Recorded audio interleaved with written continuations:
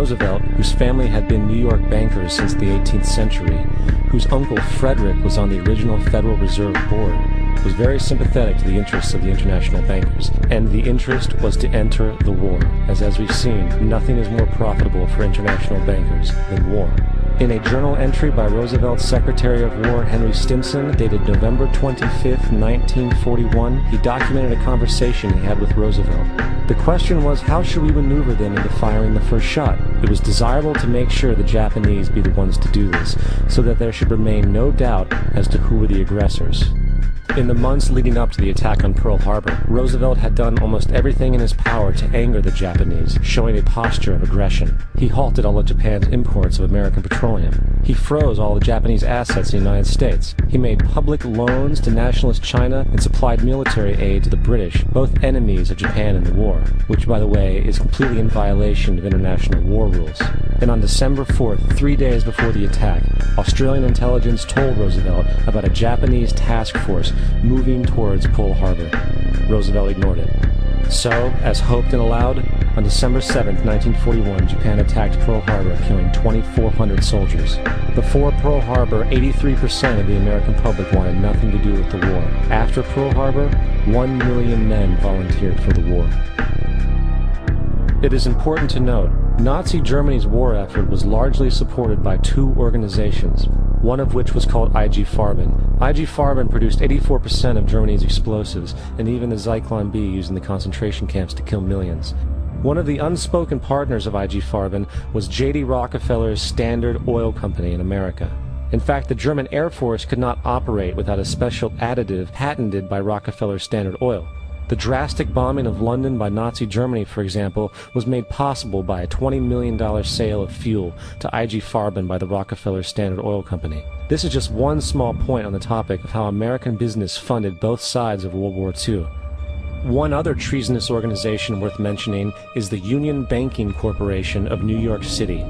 Not only did it finance numerous aspects of Hitler's rise to power, along with actual materials during the war, it was also a Nazi money laundering bank, which was eventually exposed for having millions of dollars of Nazi money in its vaults. The Union Banking Corporation of New York was eventually seized for violations of the Trading with the Enemy Act. Guess who the director and vice president of the Union Bank was? Prescott Bush, our current president's grandfather, and of course our former president's father. Keep that in mind when considering the moral and political dispositions of the Bush family. Vietnam. The United States' official declaration of war on North Vietnam in 1964 came after an alleged incident involving two U.S. destroyers being attacked by North Vietnamese PT boats in the Gulf of Tonkin. This was known as the Gulf of Tonkin Incident. This single situation was the catalytic pretext for massive troop deployment and full-fledged warfare. One problem, however, the attack on the U.S. destroyers by Vietnamese PT boats never happened. It was a completely staged event to have an excuse to enter the war. Former Secretary of Defense Robert McNamara stated years later that the Gulf of Tonkin incident was a mistake, while many other insiders and officers have come forward, relaying that it was a contrived farce, a complete lie. Once in the war, it was business as usual. In October 1966, President Lyndon Johnson lifted trading restrictions on the Soviet bloc, knowing full well that the Soviets were providing upwards of 80% of North Vietnam's war supplies. Consequently, Rockefeller interests financed factories in the Soviet Union, which the Soviets used to manufacture military equipment and send it to North Vietnam. However, the funding of both sides of this conflict was only one side of the coin. In 1985, Vietnam's rules of engagement were declassified. This detailed what American troops were and were not allowed to do in the war. It included absurdities like North Vietnamese anti-aircraft missile systems could not be bombed until they were known to be fully operational. No enemy could be pursued once they crossed the border of Laos or Cambodia. And most revealing of all, the most critical strategic targets were not allowed to be attacked unless initiated by high military officials. Apart from these imposed ludicrous limitations, North Vietnam was informed of these restrictions and therefore could base entire strategies around the limitations of the American forces. This is why the war went on so long.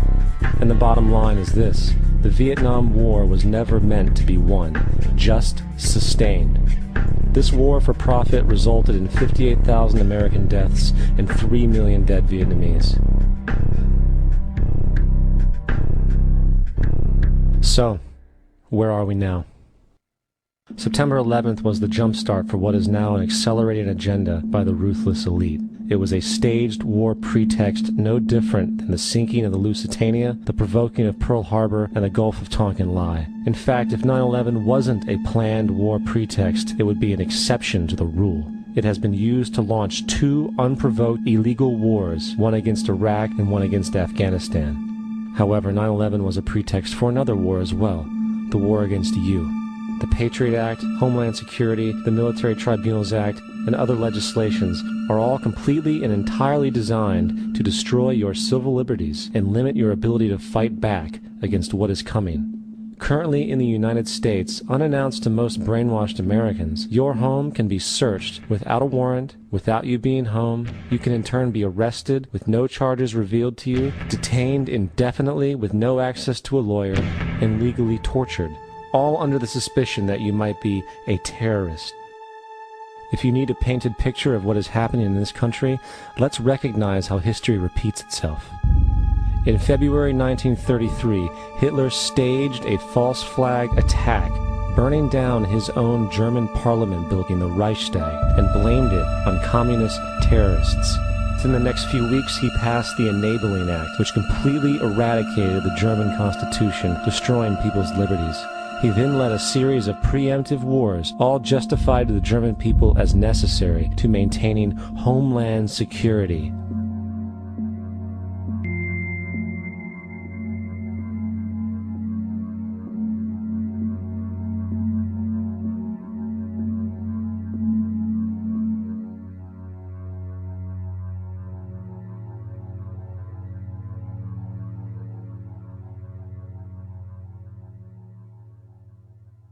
Am Schicksal des Kommunismus und der sich mit ihm verbrüdernden anderen Organisationen ändert dies nichts.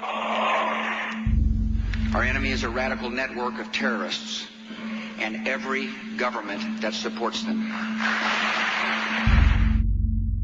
It's time to wake up. The people in power go out of their way to make sure that you are perpetually misled and manipulated.